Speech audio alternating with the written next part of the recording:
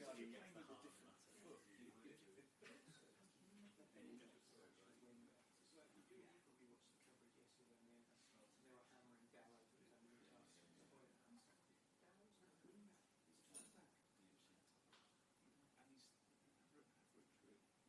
He's one of the better players, the 60% a lot.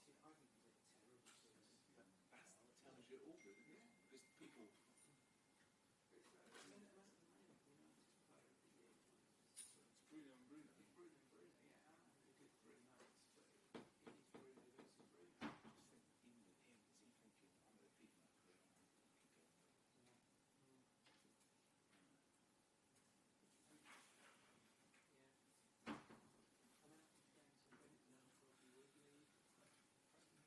going to beat my career, I'm going to keep going. Best checking.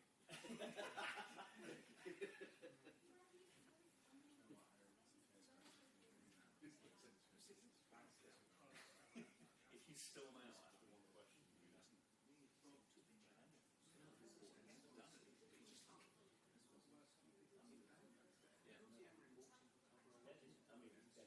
That's not even a question.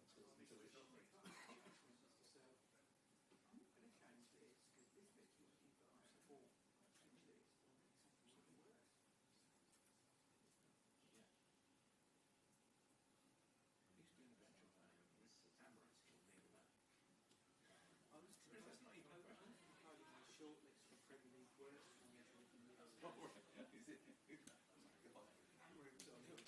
Is he? Brilliant. Russell Martin. Oh, God. Ruud van Nistelrooy.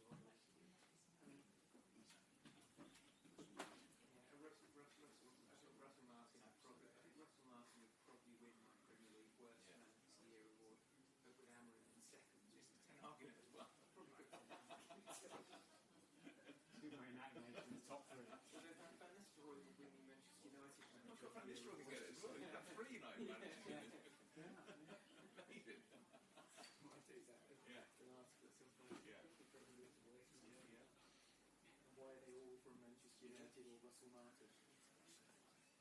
you do your research. Yeah. Well, he fancies himself too much. First day, Russell Martin left. Saints put this man in caretaker charge. He absolutely nobody had ever heard of him before, and no one will ever hear of again. A man called Simon Russ. We went away to football. No one did anything stupid as he drew me on it. No one tried to silly attempt to pass the ball out and elude the defender. He just attempted to get competent and got a point. Yeah, there is a lesson there. Well, there's one. I didn't quite realise tomorrow's game. I mentioned Hull. Ruben Salah. The question will rock Did he do a better job than Russell Martin? I think he did. You give it a big build-up. You give it a big build-up. Yeah, thanks so much. Points carry looks bad. Some games I think that this guy just was good. I mean, one of them was when they drew 0-0 United. When I think it's 100% off. Yeah. They were good that day. I thought you'd see some things about Ruben Sellers. I mean, he could be the best manager for Ruben currently working in the system. Maybe I can call Ruben. He's just the worst United manager. Just 3. Is it you? Like 2 weeks ago.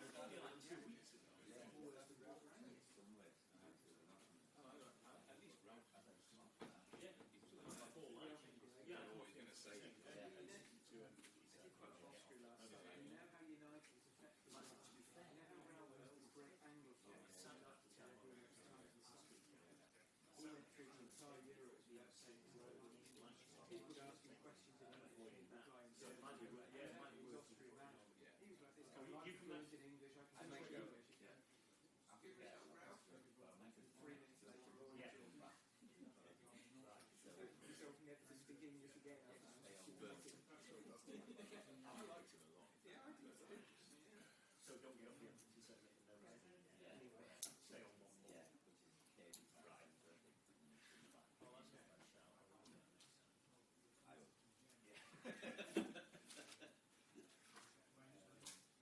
But I think from the Dark House to kind of taking it to 6, as I say, you know where you got these like hey, not now.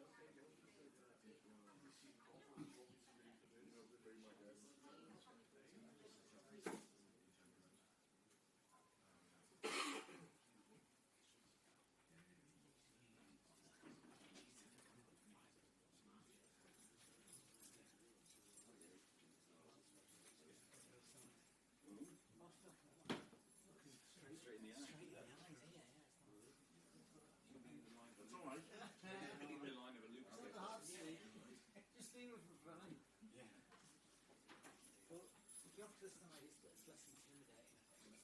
I'm in a red seat again. He's really got it for you now. Yeah. No, funny. Did you enjoy your trip to East Lancashire last week? I did actually. Very nice. Yeah, mine's on the olden times. We're just like old people fumbling don't know where to go for the Yeah. day. Oh God, he was, wasn't it? Yeah, like But Blackburn. that closed 8 years ago. Oh, Yeah. So you used to be able to go around the back and go in this like side door up to the like media suite that they've got the training ground. But they got rid of that media suite. Apparently they put a pool table and stuff there. Apparently it's never used. I'm not surprised by the way. Miles away from where the first team actually get changed and stuff. We went round. I might try to get in this door. There's like a keypad on it. I'm like shaking it, trying to get in. I think it was in that sign which says, do not open. Yeah. Rock hall. Yeah.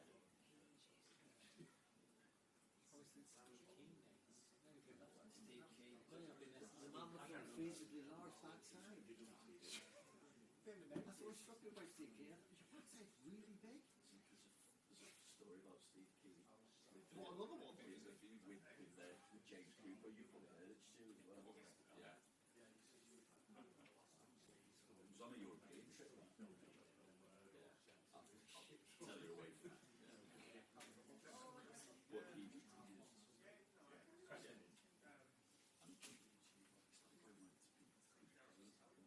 used.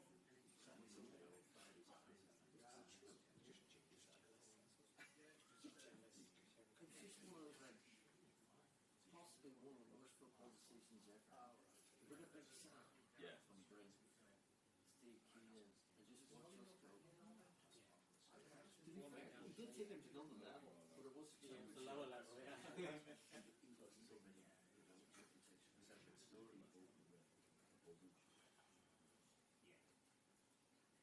Didn't Cookie Chris Cole was on? Yeah. And he plays Cookie, didn't he? Did any? I think so, yeah. Yeah. Soccer base for them. Sure he came immediately after Cookie.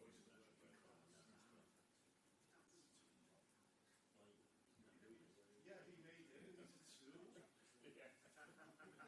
That's what I mean. The biggest school. Based on the first game. Oh no, it wasn't. It was Laurie Sanchez.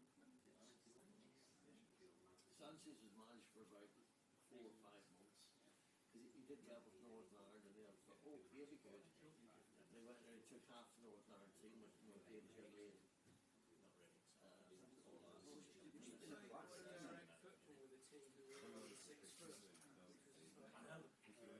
It's not great when you're a manager's only Yeah, but you just couldn't place the name, didn't you? Just type it in one of the most fresh Arteta or Cameron Gas.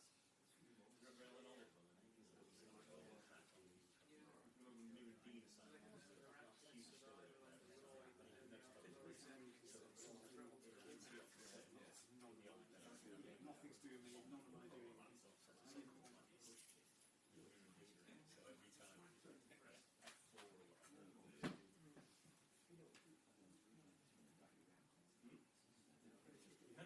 Well, I think it was the 8 at the end, wasn't there?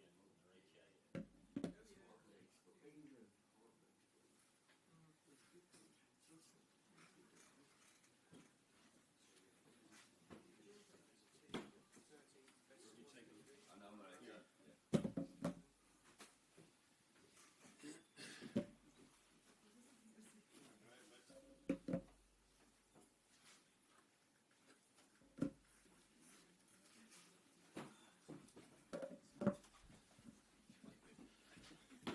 Morning. Any first couple? Like always. Arne, I think both yourself and Virgil were in agreement on Wednesday night after the game that, certainly in saying that Alisson is the best goalkeeper in the world. Just tell us, from your point of view, what really sets him apart. Saving, saving ball, saving shots. It's probably one of the most important things a goalkeeper has to do. No, I think to become the best goalkeeper in the world, you sometimes need to make saves that others wouldn't make, and I think he had 1 or 2 of them Wednesday. Yeah, Wednesday it was, and in general, it was a bit exaggerated talking about 27 shots. He didn't have to make 27 saves, but he had two world-class saves in big moments for us. Because if you go 1-0 down, then the game would even be harder than it already was being 0-0. You've made a point a few times this season of saying that not often have you got more than you deserve. Just wonder, is Wednesday an example of that turning around a little bit and developing the opposite kind of habit, which could be crucial now, maybe delivering 3 trophies? That's a long question, but I leave the little bit out, I would say. We weren't a little bit lucky. We were really lucky. But, as Michael Jordan said once, the harder you work, the more luck you have. And this is the biggest compliment you have to give the players. They've worked incredibly hard, and I think even the second half, we didn't control ball possession. We were not the dominant team at all, but we controlled them better than in the first half. And that also has to do with the players being able, if you were 45 minutes, the other team had the ball a lot, you had to defend so much, mentally so strong and physically so strong to come up with the second half performance with not giving away that many open chances as we did the first half. And even scoring a goal on the counter-attack, that shows you how mentally strong and physically strong these players are. Again, though, I mean, we talk about situations like that, and there's a saying in English football that your name is on the cup when you have situations like that.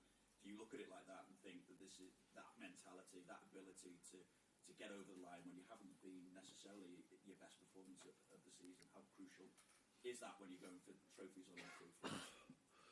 If you want to win something, if it's the Premier League or the League Cup or the Champions League or the FA Cup, you need to have once in a while a game where you don't play your best football and you are lucky, which is maybe not luck if you work as hard as we do, to get away with a result. There are almost no teams that play 38 games, or in the Champions League is not as much, only good football. I think Real Madrid is one of the best examples of that. They also find a way to win a game if the other team is better than them. And that's what they did, but I'm not looking at all at the Paris Saint-Germain game anymore. Our full focus, my full focus is now on Southampton, which is the first of 3 finals to be played in the upcoming week. And therefore, how much has Wednesday taken out of the players, and how does it impact then team selection? Because obviously there is that second leg to come, and then there is a cup final against Newcastle as well. Yeah, but for me the one against Southampton is by far the most important. Not only because it's the first one we play, but it is a very important one for us.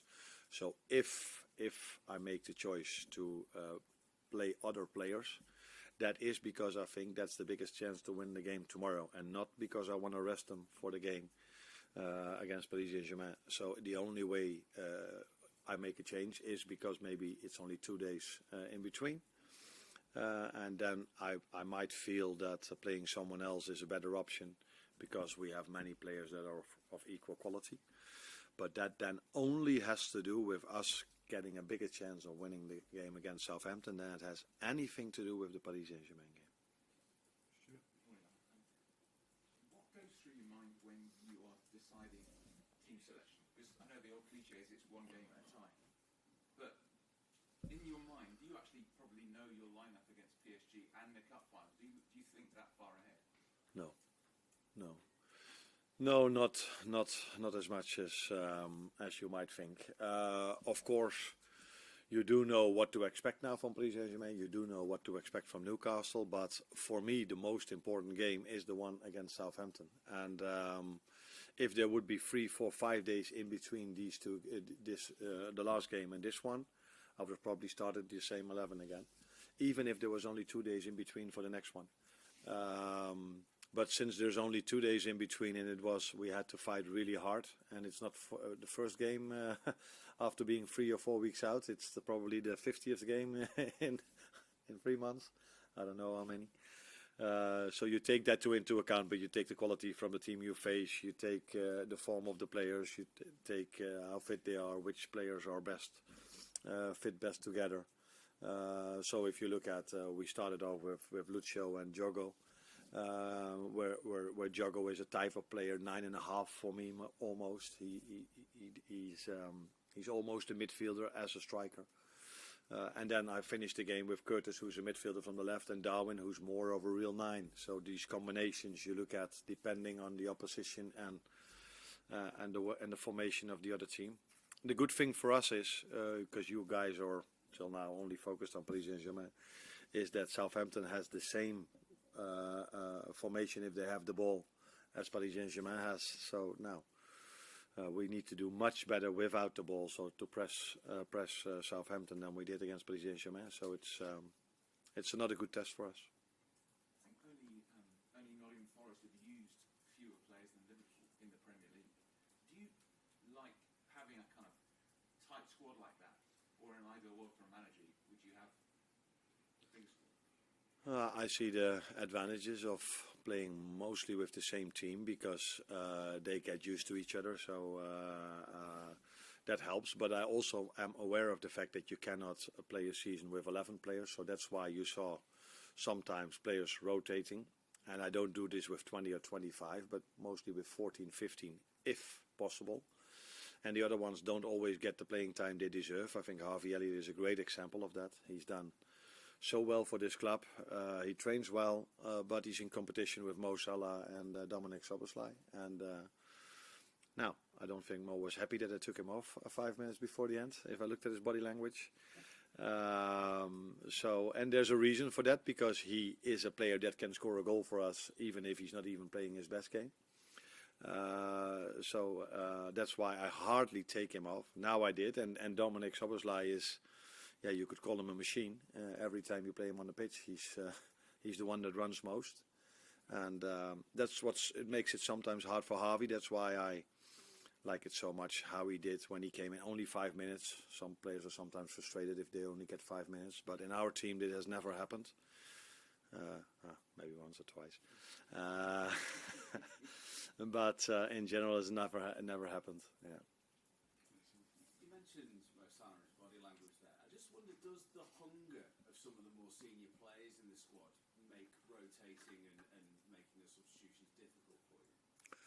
To be clear, that is not the headline that Mo was frustrated. I could see that he would have preferred me not to take him off, but his behavior was completely normal. He shook hands. He just probably thought maybe there's one chance to come and I will score that one. And to be fair to him, he always does that. So people now say, a good substitution because Harvey scored. I think if I ask him, he would tell me if I would be there, I would have scored the same ball as well.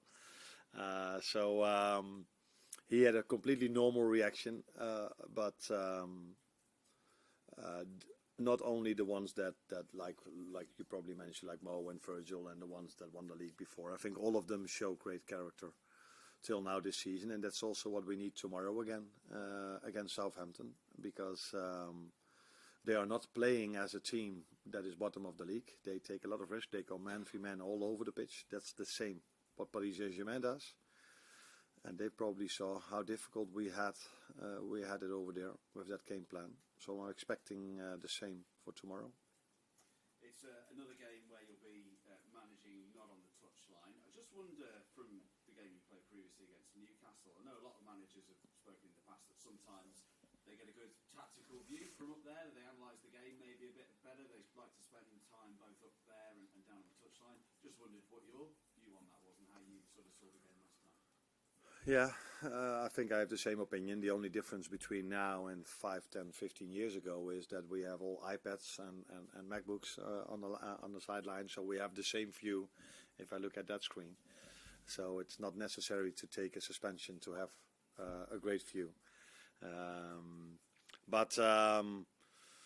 The view is better, but I always feel that if you're down the line or at the line, you feel a bit more the emotions. You feel better the strength of both teams. If players are tired, yes or no, then if you are up there, the game goes a bit slower.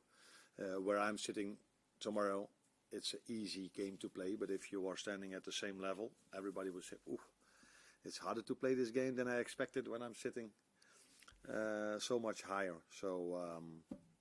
It's not ideal, but I've said before with John, I think I have a very good replacement. He did so well at Ajax Amsterdam, and he did really well in his first game in charge as well. Just go back to the goalkeeper situation. situation. Alisson's been the long-held number one here for such a long time. You signed Mohamedashvili last summer to come next year. Is it important to keep providing that competition for Alisson to keep getting the best out of him? I'm not saying that you're not getting the best out of him, but with him being number one for so long and being almost unchallenged, does he need that competition to keep him at high step? Yes or no, because he has great competition with Queef Keller now as well. So if that is what drives him, then maybe it helps him to have such a good number two behind him. But I don't think he needs that. He's just a top professional like all of the boys over here, and they know what it means to wear this shirt. You have to bring in top performances, otherwise you can't play for this club. And you always know if you are here, if you're a midfielder, an attacker, a defender, or the goalkeeper. If you don't do well, there's someone else that can do the job for you. If it's Queef, we also have Fidjaros, which is a very, very, very talented goalkeeper as well. So goalkeeper-wise, we're in a good, in a good. How do you say this? In a good, good place. Yeah. And you sort of touched on this already before, but after the PSG game, I guess you have metrics that you measure physical exertion that players have, but how do you assess sort of what's taken out of them mentally in terms of the pressure they're under and how they dealt with it? Do you see that sometimes it affects them? That's difficult to measure, but that's definitely something. That's something you also feel when you are at the touchline, and it's definitely something you take into account because you can only look at the data, and probably then they've run just as much as some other games. But there's a difference if you have 70% ball possession, or you have only 30% ball possession. That means the runs you have to make are more from a negative mindset. If they have the ball all the time, it's not as nice as if you have the ball yourself.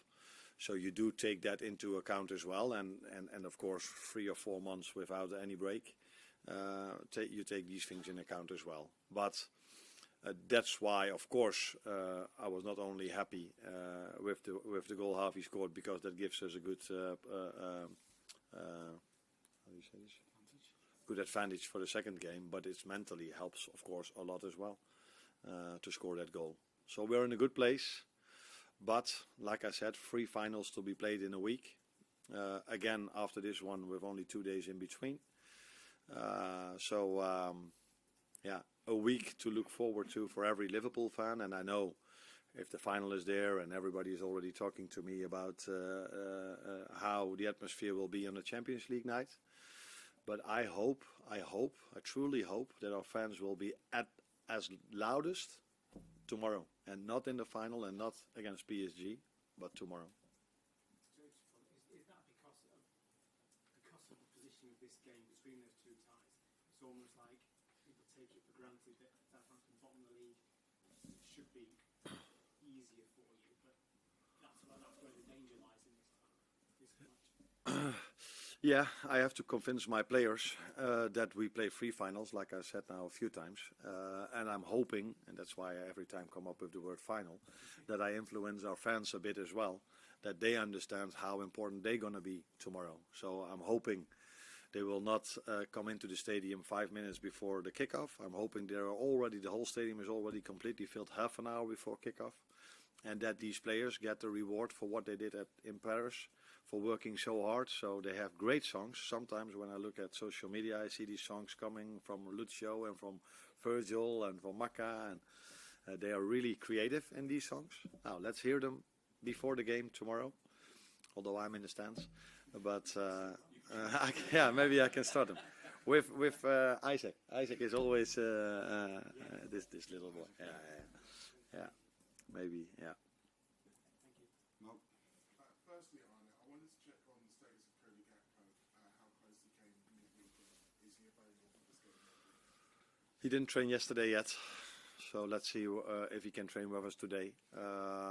Again, close call, and it will probably be. It's not a long-term injury, but yeah, he still had a bit of pain yesterday, so he was not able to train. Let's see where he is today. So I can't give you the answer yet. And with the game against Southampton, the last time there was a relegation threat team came to Liverpool, was the Wolves game. Liverpool got themselves into a very good position in the first half. Then the second half kind of relinquished that position a little bit. Wolves had 10 shots to Liverpool 0. If you're in a similar situation in this game, do you know what you need to do to maybe maintain that dominance for the whole 90 minutes?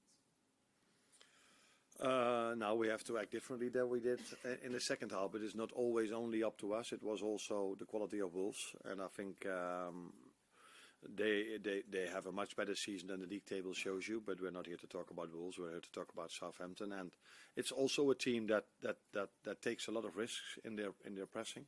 So they're not afraid to go 1v1 all over the pitch. So if you are not sharp or you underestimate things, or it's just because they are more aggressive in certain moments, they can immediately hurt you, and that's also what Wolves did the second half. First half they were maybe a bit lower, defending a bit deeper, where in the second half they had nothing to lose and they just came at us. And we did had one or two answers, because I think we scored a goal which was offside and we had a penalty that was turned over, both correct. But yeah, if a team takes that many risks, we saw this with Paris Saint-Germain as well, it's hard to play through it. But if you only do it once or twice in the right way, it immediately leads to a goal, and that's what we saw just before half-time against Paris Saint-Germain, when Jot was 2-3-1 with Luis Diaz, and we saw this in the last minute where Harvey was completely free and Darwin saw him, and we scored a goal. Mandy, plus one. Hi, Arne. You mentioned luck earlier. Do you think things have gone in Liverpool's favour this season when you consider things like injuries to other teams and so on? If you think injuries are only a part of luck or bad luck, then we've been lucky. But we tend to try to believe in the fact that we try to prevent them from a certain way of working. So that we don't have many injuries, I don't see that as luck. I see this as, first of all, top professionals. Our players do everything to stay fit. And second of all, great facilities and a great staff. But yeah, you need to show this over a longer period of time to consider it luck or bad luck. So if we can continue doing this for years without many big injuries, then it's probably also quality. Although you cannot go through a season in the Premier League and in the Champions League and all these cups we play in this country without any injury. I said it before, Diogo Jota has been out for 3 or 4 months without a start. Alisson Becker has been out for weeks, maybe even months. Trent has been out, Conor Bradley. So Joe Gomez is out now for 3 months. So we also have our injuries, but yeah, you cannot go through a season without an injury. It's more the amount of injuries that you hopefully try to prevent. And it could be luck, but I hope that we do things in the right way. That is not only luck, but it's also doing things in the right way.